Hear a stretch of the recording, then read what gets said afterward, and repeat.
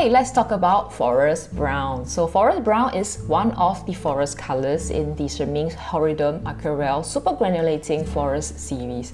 I've already reviewed Forest Green and Forest Olive. So today we're looking at Forest Brown. And like Forest Olive, it's made up of three pigments, PBR7, PY43, PG26. So the only difference is actually PG26, which is cobalt green dark. So we have established in the previous video that PBR7 and PY43 combination is most probably raw umber, which is one of the convenient mixture that is present in the Schmincke series, the whole series of watercolors that they have, which is this one. So for this color here, we can see that in a swatch that is semi-transparent. You can actually see the hand lettering, nothing is covered. It has excellent light fastness, 5 stars.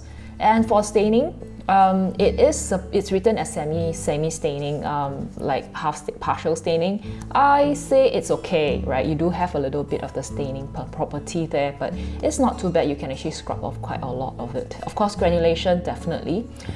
It has got more of the green. So can you see that there is a separation? Like it has quite a nice separation of that green particle, so that dark cobalt green dark does come out, and that pigmentation, the particle is much bigger, and you do have these like very fine brownish staining that is underneath it.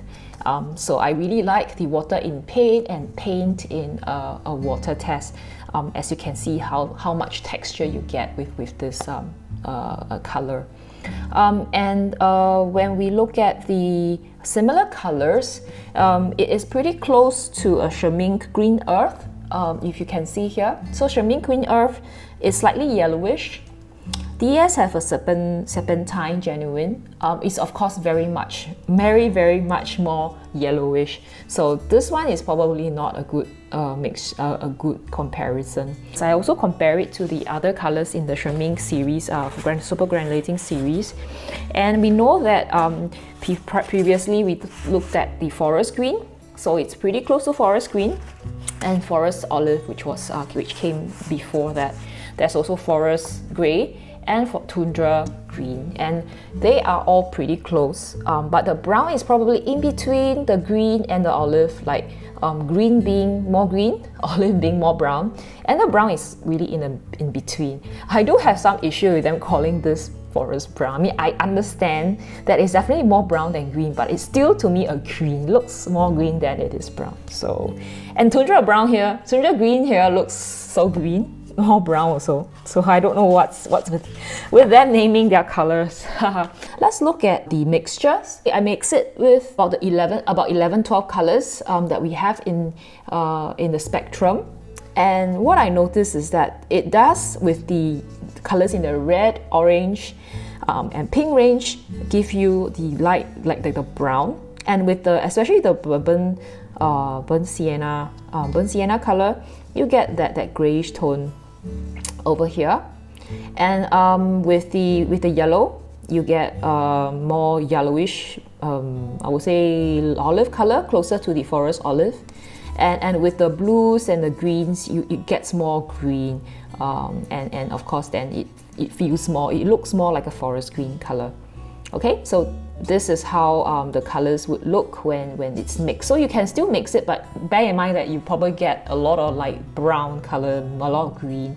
But I think the color is pretty nice. It's very probably suitable for botanic painting, and also paintings of forests, you know, like what else, right? Forests, leaves, plants and stuff like that.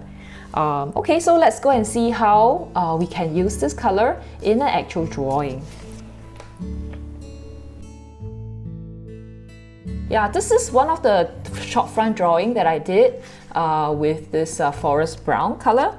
So in fact, this building is more green than it is than this color, but I thought, you know, it is green, so I'm just gonna try to use this.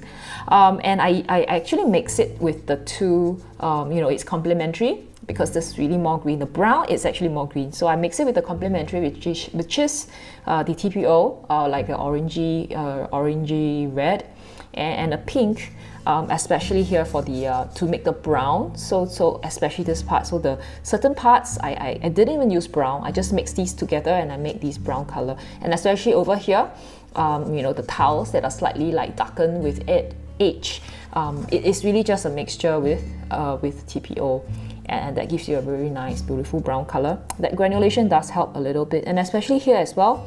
Yeah, here I can actually make a very beautiful dark brown, very intense brown color, which is very pretty. And when I dilute it down on certain portion, like the lighter portion, it does look more subtle, and the color is more gentle and beautiful. So yeah, very interesting color to use. This is also not, I would say, a must-have color, but if you paint a lot of like green, like you like this kind of like earthy green, this is a good color to have. And if I think you have seen the water in paint in water test, when you use it as on a bigger surface and you just play around the water and paint ratio, you can get a lot of texture with this one. Unlike the previous one, which is Forest Olive, which I didn't really get a lot. So this one is probably much something that you can try. All right.